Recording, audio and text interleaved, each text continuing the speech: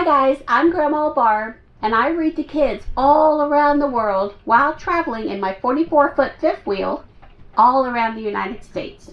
I'm in search of fun, adventure, and great books for my beautiful granddaughter Ariel, who I love so much, and all of you guys. So what's today's book, you asked?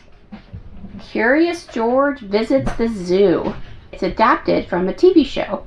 If you haven't seen those, ask your mom and dad to share some of the old Curious Georges from YouTube. Those are funny. And it's written by Margaret and H.A. Rays. So today we have Curious George. This is Curious George here. And he's visiting the zoo. Ooh, I like going to the zoo. Do you guys like going to the zoo?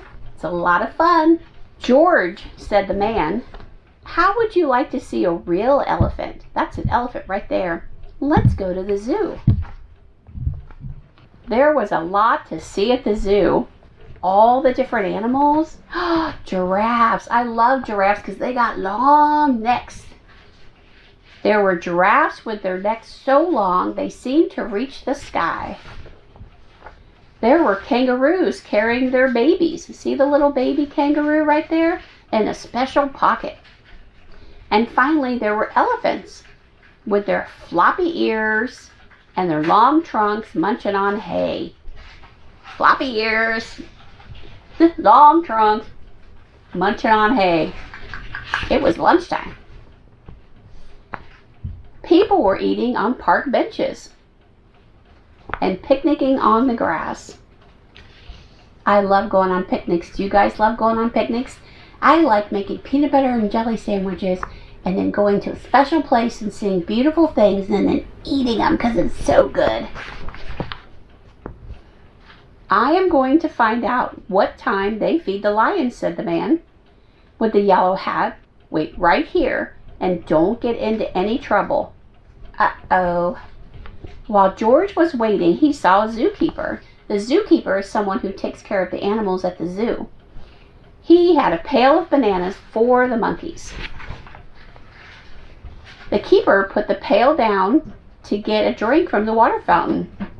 George was hungry. He grabbed the pail and ran away with it. Hey! Shouted the keeper. Stop that monkey! But George, he just kept on running. Uh-oh.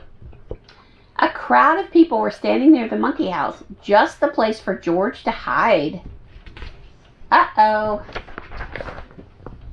Standing by the cage was a little boy holding a red balloon with a long string. Here is the little boy and the red balloon.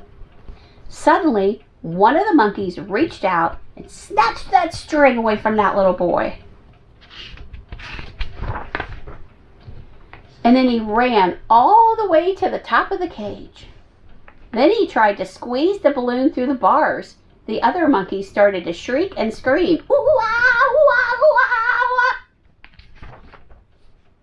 The little boy, my balloon, my balloon. Please, could somebody get his balloon back? Asked the mother. None of the people could reach that high. I can get it, I just can't reach it. But George knew what to do. With the pail in his hand, he climbed up to the top of the cage. Ooh, there he is, right there. He took a few bananas and fed them to the monkeys. See him feeding the monkeys up here? While the monkeys were eating, George snatched the red balloon and swung down from the cage. He handed the balloon back to the little boy. The little boy was so happy. Everybody clapped and cheered. Woo! Yeah! Way to go, George! Just then the man with the yellow hat came running. George, the man cried, I have been looking all over for you. Please don't be angry with him, said the mother. He saved my son's balloon. George should not have taken my pail, said the keeper, but he did feed the monkeys. And now it's time to feed ourselves, George, said the man. And that's what they did. They went home and they had a big bowl of yummy bananas. The end. So I hope that you enjoyed this book with Curious George. He is always a little monkey that's getting himself into trouble. Silly little monkey. So what did you guys think about the story? Have you been to the zoo? What do you think about zoos? I'm going to try to find more Curious George books to read in my adventures because they are usually a lot of fun.